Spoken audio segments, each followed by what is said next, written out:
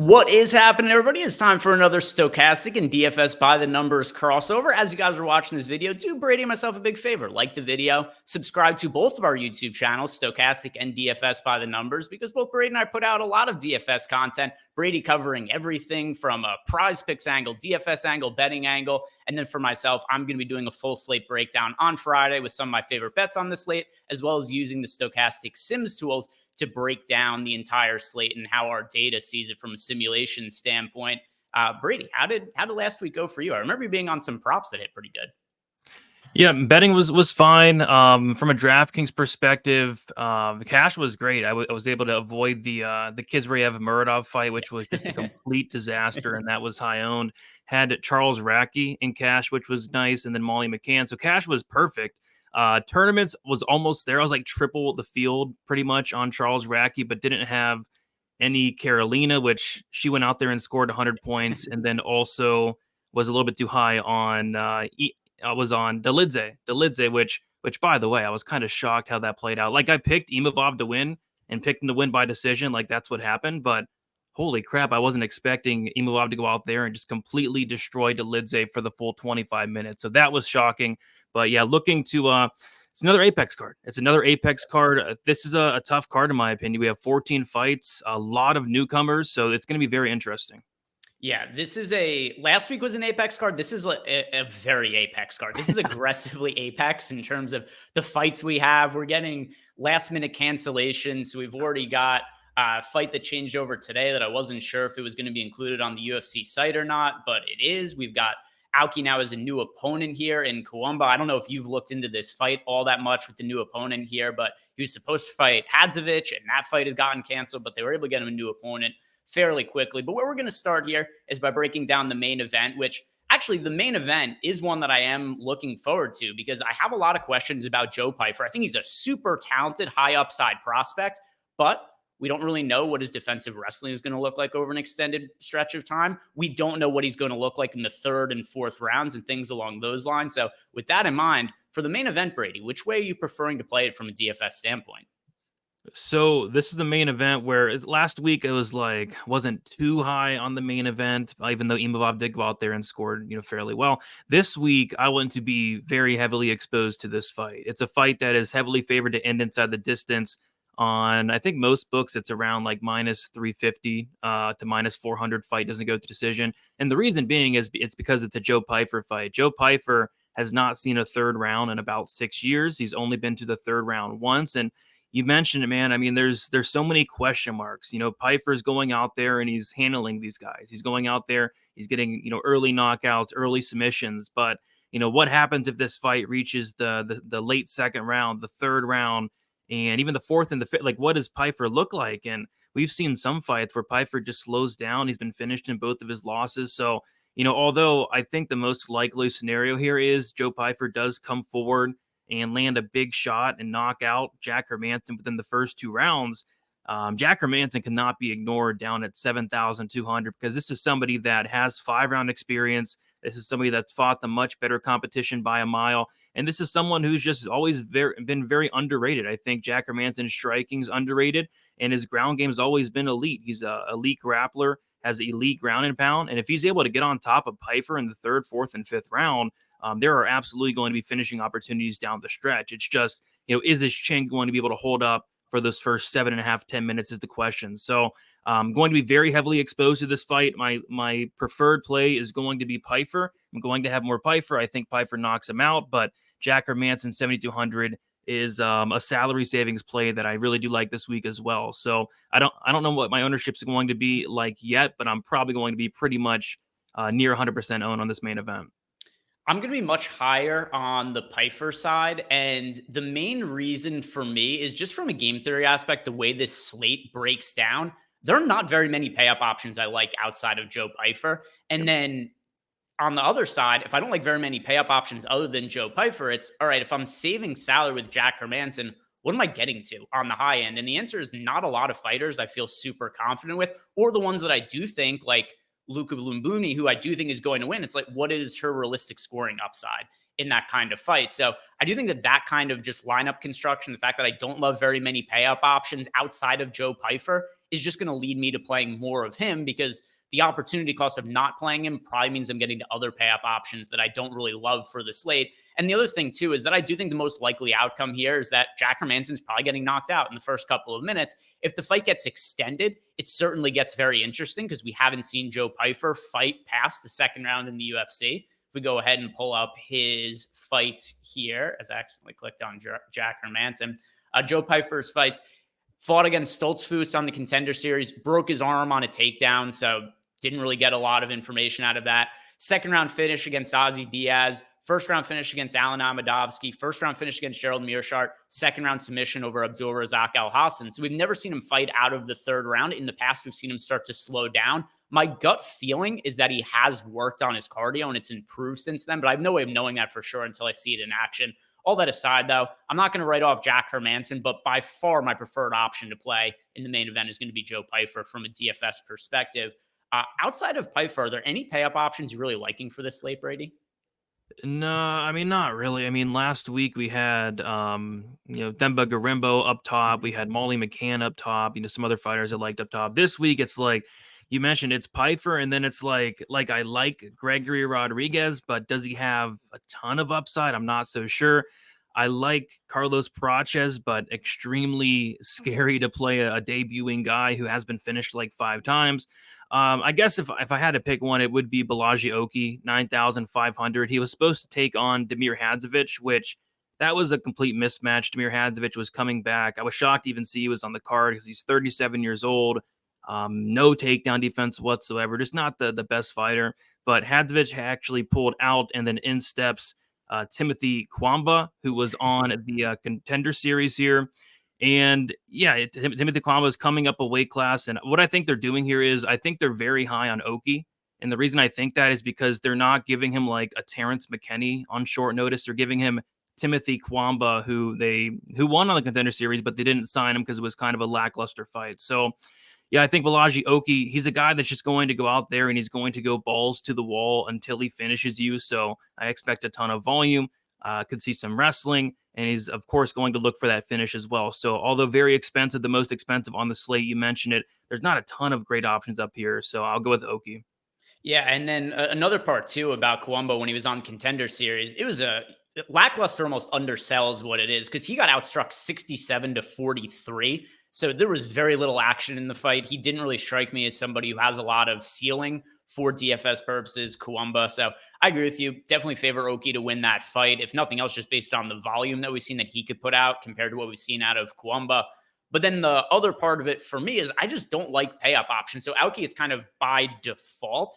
He's my favorite pay up guy, but it's because what is the realistic upside in Marcos, who we've seen be in fights that don't score very favorably for DraftKings?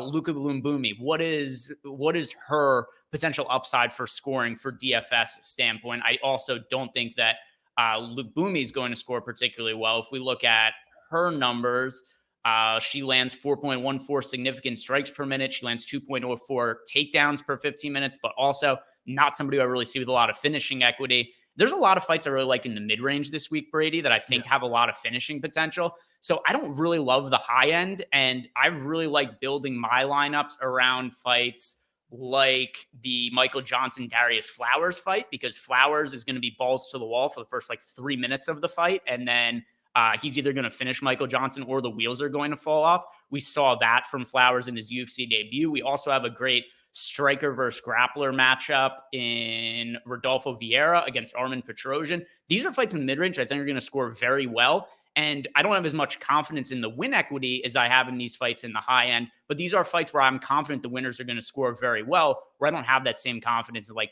Marcos or Luke Boomy, just because if they win, I don't think it scores particularly well. So I love the mid-range. Is there a particular fighter in the mid-range that you prioritize the highest?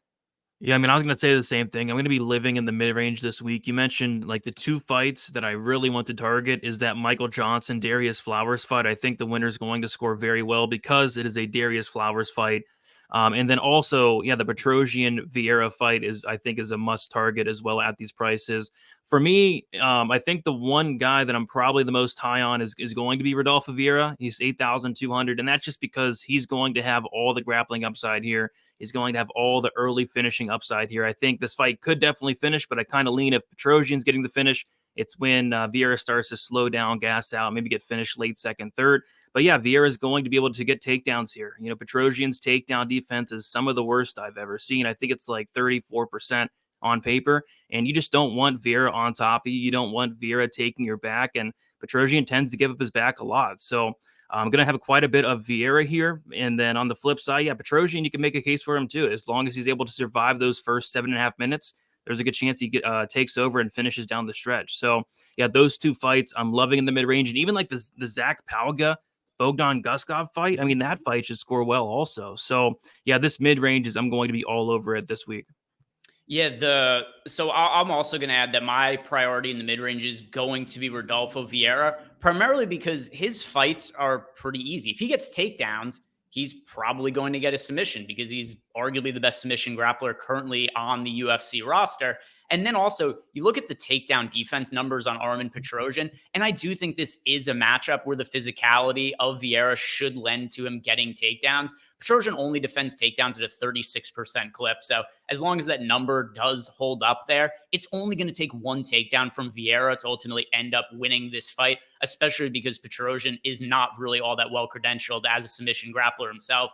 So I view this as, if we do get early takedowns from Vieira, he probably ends up with a first round finish. And based on the data, I think it's more likely than not that he ends up landing those takedowns in the early going. And then also, as far as the Darius Flowers versus Michael Johnson fight, my preferred lean is going to be Darius Flowers, not because I think he's the better fighter, but because I have massive durability questions about Michael Johnson. We've seen him knocked out multiple times. He's coming off a brutal knockout against Diego Ferreira, and he's also just not trustworthy. Even in fights where Michael Johnson's cleanly winning in the early going, he finds a way to fuck it up and lose fights all the time. So I like Darius Flowers quite a bit in the mid-range. And that's also a reason why I just don't think this is a slate where we really need to pay up to the most expensive fighters. There's so many fights that have finishing equity in this mid-range. But is there anybody on the low end that you do like to save salary with outside of a Jack Hermansson? And it doesn't have to be all the way down, but maybe anybody else in the 7K range.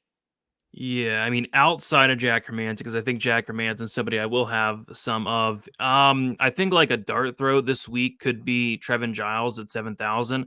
I'm probably the biggest Trevin Giles hater out there. I think this guy is skilled, but he's kind of like Michael Johnson. He always seems to find a way to lose, just extremely untrustworthy. But on the flip side, he's going against Carlos Praches, who just, the level of competition discrepancies just, I mean, it's crazy. I mean, Trevin Giles has fought the much better competition both inside and outside the UFC. And although Praches, I do like what I see from the guy. This guy has a massive reach. I love the striking, the tools on the feet. This guy, at the end of the day, again, hasn't fought the best competition, and he's been finished 5 times. So Giles at 7K, I don't think many people are going to play him, but he's the one guy down low that I think has some upside. This fight is, I think, heavily favored to end inside the distance. I think I saw like minus 325 for the fight to finish. So yeah, I think somebody's probably getting served here. And we've seen a lot of these Contender Series guys come in here to the UFC and not perform too well on that first fight. So I don't think Trevin Giles going out there and getting a win would be the most shocking thing. And it's not like we're paying 9,000 for Trevin Giles. We're getting him at 7K this week. So that'd be the one, if anything, down low. I don't like a ton down low this week. Yeah, it's tough on the cheap end. I'm going to go to a little bit higher on the end of the 7K range with Bogdan Guskov. And he had a brutal UFC debut. In his first fight in the UFC, they booked him against Volkan Oezdemir. And yeah, he got KO'd. He didn't look particularly good in that fight. But here's where I think he could find success against Zach Pauga. And it's that we just haven't seen a ton of output on the feet from Pauga. And I'm not sure how he would react to an early onslaught that could potentially come from Guskov in this fight. Because one thing we have seen from him outside of the UFC, and while he's fighting absolute nobodies that aren't fighters that have, massive credentials or have a lot of experience or have even fought high-level competition themselves, Guskov hits hard. He's a capable finisher, and he's very aggressive in the early going. And I do wonder if just that amount of pace and pressure being put on Pauga could be enough to get him out of there. We did see Pauga get knocked out by Muhammad Usman, and I know that Pauga was fighting up a weight class he had no business belonging as a heavyweight when he fought on Tough. But at the same time, too, Muhammad Usman is not somebody who I consider to be like a massively dangerous striker or somebody who's a very well-refined striker. So I could see Guskov putting away Pauga in the same way that Usman did in that fight. And at his price point, that could be enough for it to end up being a win. And somebody lands in the optimal lineup for Guskov, because I do think a win for him would ultimately score well. Anything else you want to add about the slate, Brady? No, we talked about it. I think the mid range is very good. I like Guskov as well. I'm picking him outright. I think he has a good chance to knock out Pauga there. So yeah, mid range for me. It's a tough slate. 14 fights this card. A lot of newcomers, a lot of short nose replacements. We still have to see the way. Like we might even miss some fights. Might be canceled as well. So I mean, this slate's already a big mess, but it's going to be fun as always, and it should be a good one. The only way to make this fight card more of an Apex card is to have like 4 weight misses, Yep. 2 fights canceled, 1 fight that gets pulled out after the slate locks because somebody gets sick in the locker room. It's the only way to make this more aggressively in an Apex slate. But guys, that's going to do it for us. Thank you very much for watching. Check out all the rest of Brady's content over at DFS by the Numbers. He puts out a prolific amount of content every week. And on Friday, I'm doing my full slate breakdown over at Stochastic using our Sims tool to simulate out the slate and see which fighters I'm targeting the heaviest. So thank you guys very much for watching. Have a great week. We'll see you back here next week for a much better Volkanovski pay-per-view card. So see you guys then. Peace out. See you.